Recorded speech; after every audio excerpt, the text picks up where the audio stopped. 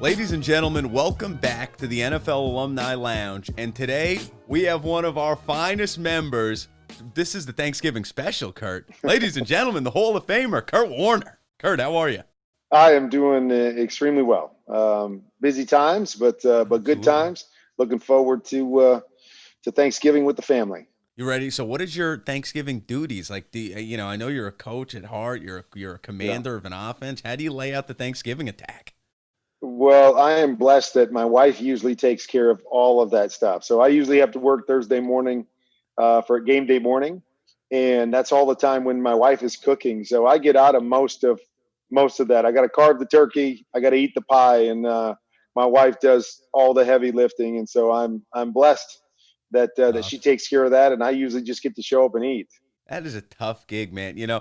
Brenda Warner, folks, has been making this guy look great for years. For Isn't years, that right? for years. One of a fan submitted question before this interview was, how much did your faith in God, along with your wife Brenda, play in your role in your career and sticking to it? I mean, they were both huge. I mean, my faith first and foremost, because there's always a belief you have to have in yourself. Right. But for me, there was a belief that I was born for a different purpose. And, I always felt like when I had a ball in my hands and was playing football, that was what I was born to do.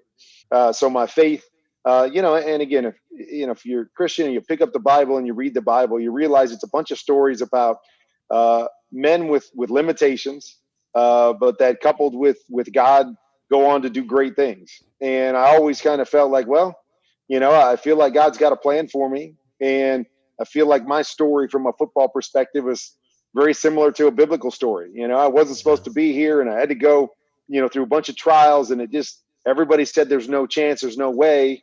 But with my faith in myself and my faith in God, he found a way and worked out a plan. And, and as they say, the rest is history. And so it was very vital in sticking with it, staying with it through the ups and downs, even before and during my NFL career.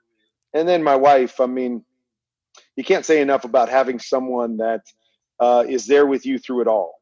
And, we often think that the down times are always the toughest times, but, there's also challenges in the good times and in the successes, and staying, humble and staying focused on who you are and what you're all about. And my wife was instrumental from both sides of that, encouraging me, the willingness to adjust her life and to follow me and to make the changes that needed to be made to allow me to chase my dream.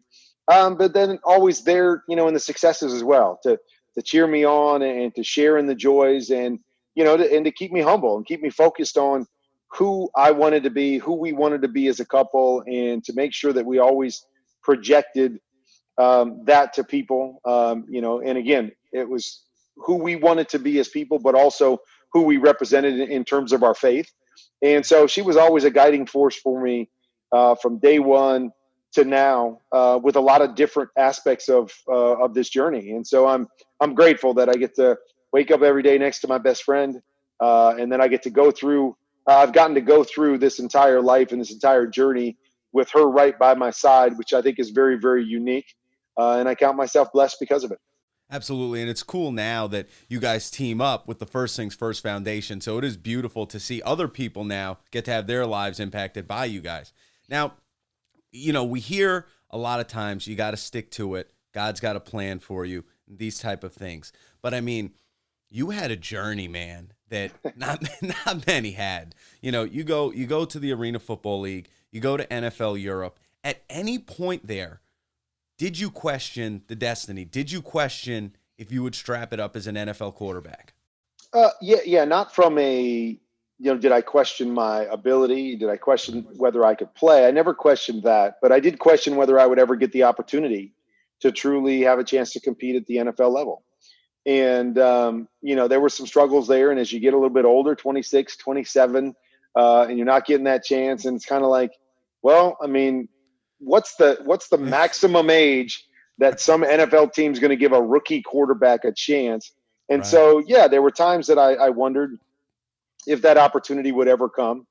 But I also have to always kind of step back. And as we're talking about Thanksgiving, is to also realize that at the end of the day, my journey and my struggles and trials were all just football, Right. and so I just talked to Alex Smith yesterday, who's going to be starting on Thanksgiving, and his Awesome. journey over the last couple years, and how, a football, trial became a life trial for him and what he had to go through. And so to see him back on that big stage, I mean, what an incredible journey. And, as Awesome. I was going through my football stuff, my wife has been through stuff in life, from having a son that was injured when he was young, being a single mom, having her parents killed in a tornado.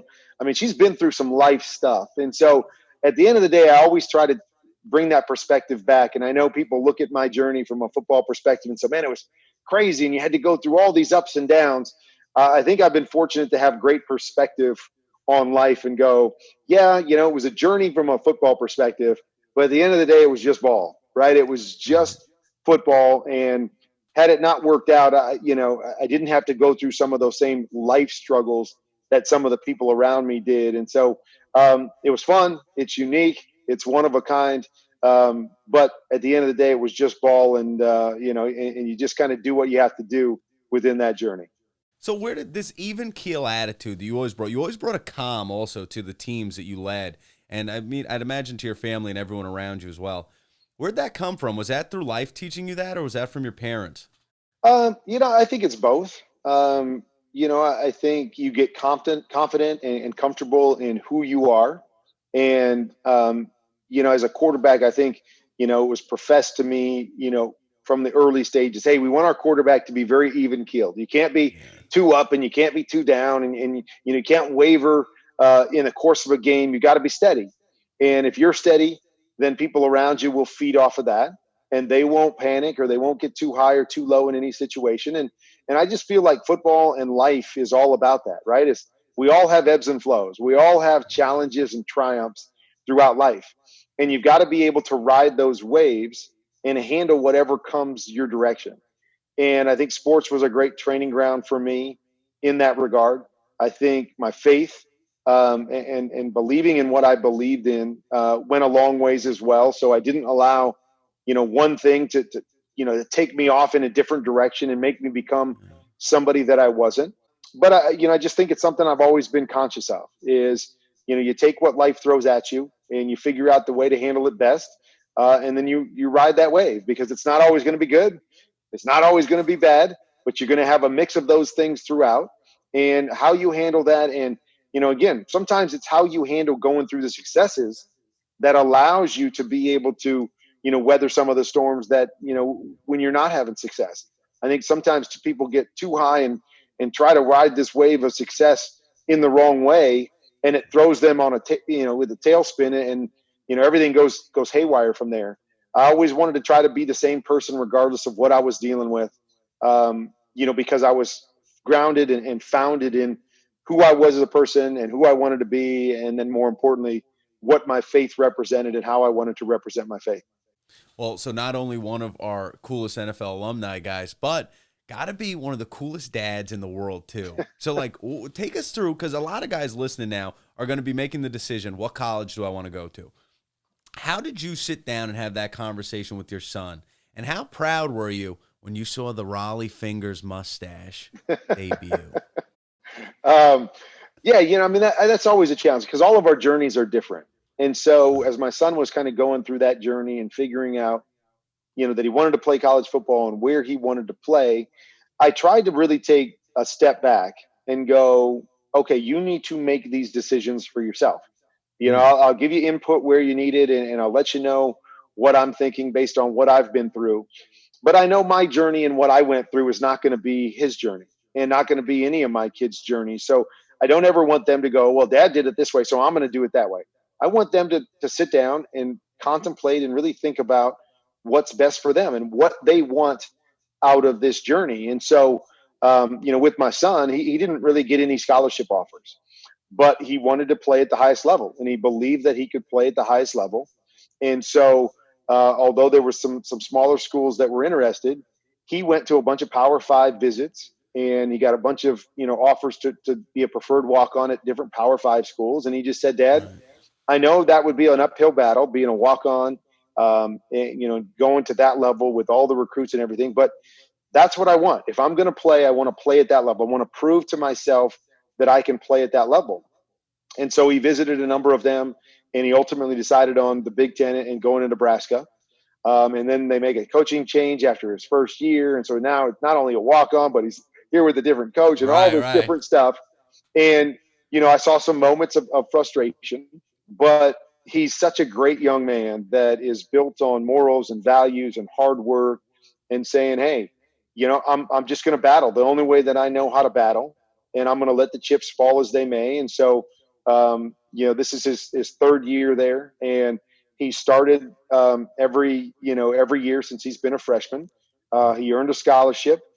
This year he was voted captain. Captain, yeah. So, I mean, you sit back and you go, man, I'm not sure if I was giving him advice, I'm not sure that's the advice I would have given him, is to walk on at Nebraska. Yet Right. what he's accomplished is incredible. And he's done things that I never got an opportunity to do. He's made Mom and I so proud with how he's carried himself and how he's handled himself. And making captain as a walk on, kid that had to fight for everything is pretty impressive. And so we're so proud of him, and the journey, I think up to this point has been everything that he's wanted it to be, being, starting in the big house and playing against, top teams in the league, and starting, in the Big Ten, and all of that stuff has been extremely rewarding to him. And so we're so proud of him, and to see where the journey takes him from this point.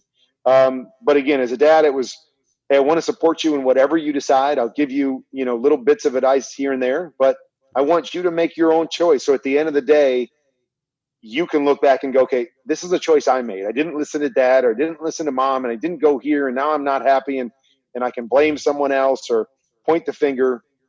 I think all my kids have to decide for themselves who they want to be and what they want to accomplish, and what steps they want to take along the journey, and that we're all going to make mistakes, and we're all going to take a wrong step here or there, and we learn from that, and then we try to right the ship. And so for us, it was really more just about supporting him and what he decided to do than it was trying to push him in any one direction. And guys, I guess that the winning Warner blood does not hurt when that's part of your recipe. I think it would be a multi-million-dollar product. You guys put out like Warner's lemonade, because you've been the ultimate example of lemons to lemonade. Well, I So tell you, yeah, we've had some of that. Like I said, my wife, if absolutely. anybody's heard her story, it's incredible what she's overcome. And so, yeah, I'm not sure. I'm not sure if it's in the blood or if it's in the lemonade. But if people would actually buy it, I might try to market that. I'm gonna I'll keep the lounge stocked with it over here. I'll tell you that. So take us now to a kid that you grew up in the Midwest. Now take us over to Amsterdam. You're in NFL Europe. What is it like, just day-to-day life over there, and what's going through your head taking that adventure on? Well, first of all, I mean, I was going over there solely to get back into the NFL. So Okay. first thing, I was a little bit older, so I was, I had a good perspective on life. But that doesn't mean you're still not out in Amsterdam. In Amsterdam, Right. being a Christian guy and all of that stuff, there was definitely some challenges there. I mean, I would go to Sure. church every Sunday, and I'd have to walk through the red light district to get to church. And so, talk about temptation along the journey and along the way. I Right. remember my teammates would always tease me, if they saw me, hey, Kurt, I saw you in the red light district. I know that was you. And, so we had fun with it. And I think you had to embrace it and realize, in the midst of, what many people call Sin City, here you Right. are as a Christian guy trying to represent something, bigger than all of that. And so it was a great training ground for me on who I wanted to be and how I wanted to carry myself. I started a Bible study for our team over there. As I Wow. said, I had to deal with some of those challenges of the environment. But I think all those things shape us. That up until that point in my life, from a Christian standpoint, I always had different mentors around me, different people that could kind of carry the weight, and I could just kind of ride on their coattails or learn from them. And here was the first time that I was kind of thrown into that leadership role, and it helped me to really grow in my faith, and grow as an individual, and figure out how to navigate some of those challenges that would come, down the road when I got to the NFL, and some of those pressures and challenges that come with the fame and the success, and being in the situation that I was in. So It was unique. I loved it. I enjoyed my time over there. I enjoyed playing in NFL Europe and being with my teammates. But I think it was a great training ground for me for what was to come ahead in terms of walking out my faith and making sure that I could truly represent my God the way that I wanted to. Because I don't think it gets any more of a challenge than being thrown in that environment away from, all those people that you leaned on before. My wife wasn't there. None of my mentors were there. It was just kind of me out on an island where you really had to come to understand, okay, I got to depend on my faith. I got to depend on God to help me navigate through this and be able to do it the right way and not falter and in some of those things. So it was a great time for me, a great few months for me from a football perspective, but more importantly, from a life perspective. And he goes, and no surprise here, folks, he wins over there in NFL Europe. Now, we saw the XFL try to roll back out. It didn't work out. We know it's going to come back. We've seen different things happening. We just opened the NFL Alumni Academy. How important is it for you, as a guy that came up through in NFL Europe, how important is a feeder system for us to be breeding talent? I think it's vital. I think it's extremely important. For so many different things. I think we've got a number of guys in the league, that get in at young ages and that could use the seasoning and use more playing time to be able to grow and advance their skills. I think there's a number of players out there that were like myself, that things just didn't work out exactly how they wanted them to work out in college, and the opportunities didn't present themselves.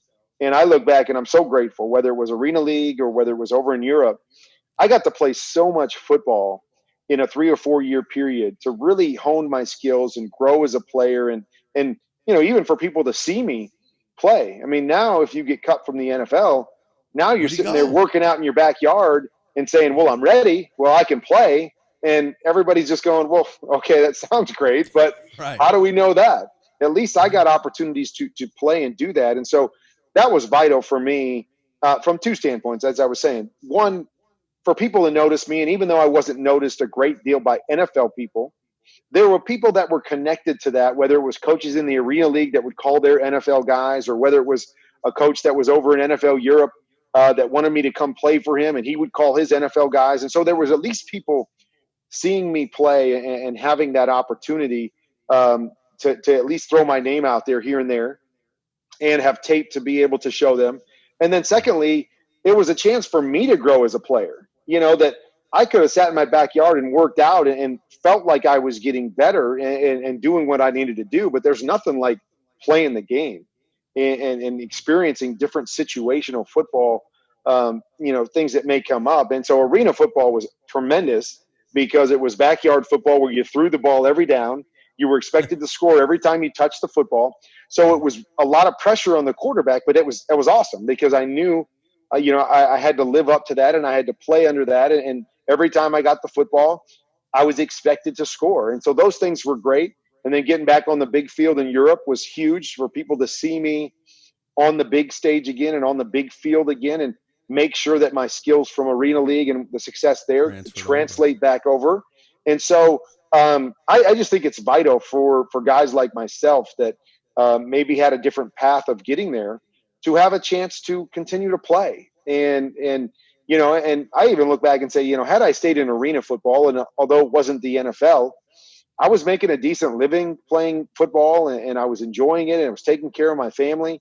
That it was just even an opportunity for me to just continue to play the game that I loved, had it not turned into an NFL tryout. So, I was so excited when we had the AAF and the XFL last year and thought, oh man, there's going to be some guys like myself that are going to get some opportunities and grow as players through this. And then unfortunately everything, kind of went haywire through the end of those leagues and obviously through COVID and everything. And I really hope that those things come back, and I hope that the NFL supports it because I think it's important for our league, but more importantly, important to give some guys opportunities to see if there are guys like myself out there that just have fallen through the cracks for some reason, and through another opportunity could become a superstar.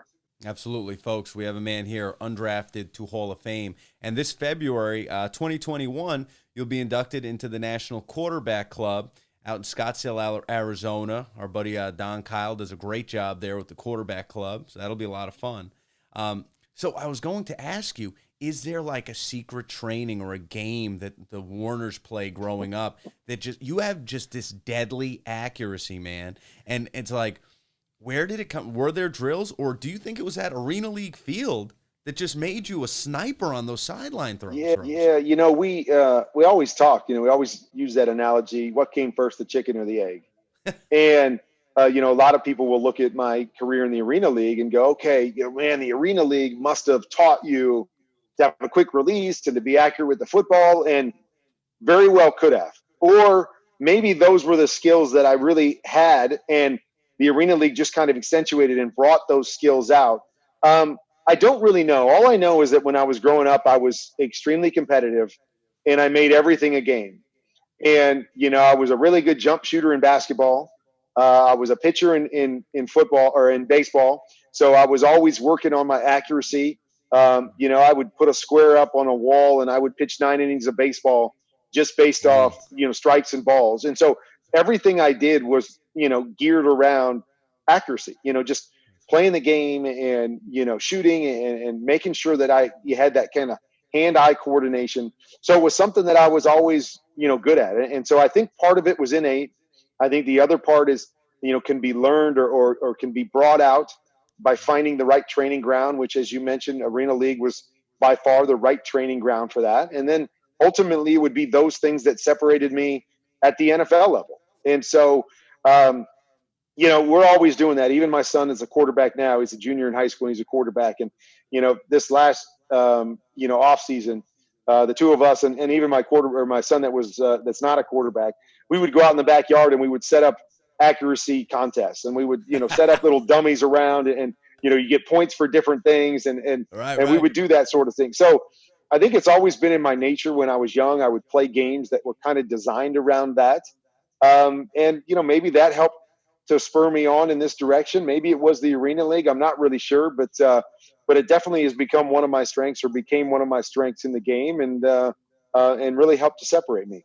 It was the man. David knew how to throw a rock, all right? It didn't matter where you put him. He knew how to throw a rock. So when you give advice, because our number one topic is guys transitioning from being an NFL player to alumni life. You've done it beautifully.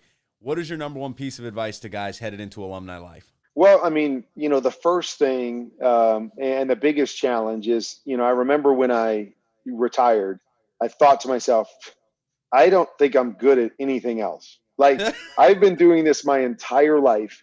I don't know what else I can do. No grocery store dreams? Yeah, I didn't have any at the time, no. But I think that's the first big challenge is, getting over the mental hurdle of this is all I can do. This is all I can be. And so what I did when I retired is I jumped right in. Well, that's the first part. And then second part is I think, it's important to jump into things quickly. Is that, you're always going to have that pull that wants to take you back to the game, or take you back to that feel of, oh, it's nice to be well known, and it's nice to be recognized, and it's nice to have, respect from everybody, because I know I'm good at what I did on the football field. So if you get out of the game and then you don't do anything for a while, I think that leads to a whole nother challenge of, okay, this doesn't feel quite as good as it did when I was playing. And maybe I want to go back to playing, or the struggles of going, man, I'm never going to feel like that again. I don't know what else I'm going to do that's going to feed me that way. And I think it can lead to challenges at home, lead to challenges in your marriage, lead to challenges into the next phase. So for me, it was really important to jumping into new things right away. That once I knew I was going to retire, I wasn't going to come home and sit on the couch. I needed to feed, that competitive spirit of mine in another way. And it can look a lot of different ways, trust me. Right when I retired, I did Dancing with the Stars. And, I don't recommend that for everybody. But it was definitely, it fed that competitiveness in me to some degree. It allowed me to get away from football. So football wasn't really on my mind anymore. I retired. I jumped into something else. And then right after that, I jumped into the broadcasting and the booth and taking on that new challenge, and tried to apply the things that I did from a preparation standpoint in football to the next challenge. I didn't just assume because I played I'm going to be a good analyst. I wanted to separate myself as an analyst too. And so I dove into those things. And I think that really, that twofold, it was really important for me. Find something new right away. Find something, even if it's a challenge, even if you're not good at it right away, like you weren't good at sports right away, take on the challenge and say, how can I become great at this? How can I become really good at this? But it takes jumping into something, even when you're scared to death. I was scared to death when I jumped into some of those new things like, man, I don't know if I'm going to be any good at this. And most of us don't want to ever do anything we're not good at after we've been really, really good at something. Right. Let me try So ballroom it was dancing. important for me to kind of humble myself and say, I might not be good at this right away, but I'm going to work to become good at it. And I want to become one of the best at this, just like I was on the football field. And to go in with that mindset, to don't just go into the next thing and go, well, man, this is going to be easy, or I've really put in my time and I've worked hard on the field. So now I just want to find a gig that's easy off the field. I don't think that's how we're built. I think we are built to meet those challenges and to want to have to push ourselves to be great and to figure out what it's going to take for us to separate ourselves from everybody else. So I took that same mindset into those challenges off the field. And I think that's really what's fed me, because the hardest thing, well, there's two things that are really hard when we step off the field. Finding a team like we had in the locker room, right? You go from 53 guys, an extended family, to all of a sudden nothing. I'm not going to the office every day. I don't have another team. How do I find a team? Because that's what feeds us so much, is relationships. So, that's huge, is what do you do there, and how do you do that? And then the second thing is finding something that challenges our competitiveness, right? Because we are true competitors. And when you step off the field and you don't have that, it's like, well, I want to go back and play again. Or I can't handle this. I don't know what to dive into. And so to find something, and whether that's a job, I play a lot of competitive basketball still to this day. And it was my way to go. Yeah, I love it. It was always my first love, but I love to compete. And I needed something to feed that part of me. Otherwise, I really felt like I was going to take it out in different areas, and it would lead to a lot of frustration. So we have to find what can feed our competitive nature. And that's, been my job, is that as I do my analyst work, I'm always working and I'm always trying to separate myself there, whether it's in my family or whether it's that competitive outlet physically, that I think is so important. I know players that have, ran marathons and have taken up cross training and done different things. And so what is it that can feed or scratch that itch that we all have as competitors? And I think those things are two vital things, and very, very important to find our team, to find our new team, our group that we can, kind of rub shoulders with and build relationships with, and then to find what can feed that competitive nature in those things that were so vital to us when we had success on the field. Now we'll wrap up here, Kurt, with the Thanksgiving type question, okay? Some of your teammates have said you're one of the best button pushers of all time. You know how to motivate. You know how to handle different personality types. What coach are you most thankful for pushing your buttons, and who is the best at it? Man, I think all the great ones were really good at it. So let me start with a couple NFL coaches. So Mike Martz, when I first got with him, I was the backup at the time, and he just rode me daily. To the point where there were times I would call my wife and go, man, I really thought I could play this game, but I'm not really sure I can. I'm not really sure I'm good at this, even though I thought my whole life I was really good at this. Because he challenged me in everything, because he wasn't going to get to see me play on a field until I probably took over. So he was trying to challenge me every day at practice, and challenge me by, kind of berating me at different times, and embarrass me in front of the team, and all these different things to see, okay, how's he going to react to this stuff? So he was great at pushing my buttons and challenging me in certain ways. Todd Haley, when I was with him in Arizona, we even had some back and forth on the sideline, which I didn't have with very many people. Not very many people could push my buttons to the point where I would physically, get agitated and, get in somebody's face. But Todd could do that. And so we challenged each other well in regards to both of us wanting the best for each other and pushing each other to be the best. But probably the number one coach for me was my high school coach, who was incredibly great at understanding how to encourage, and support and push you to be your best in terms of the positive, like seeing that in you and being able to push.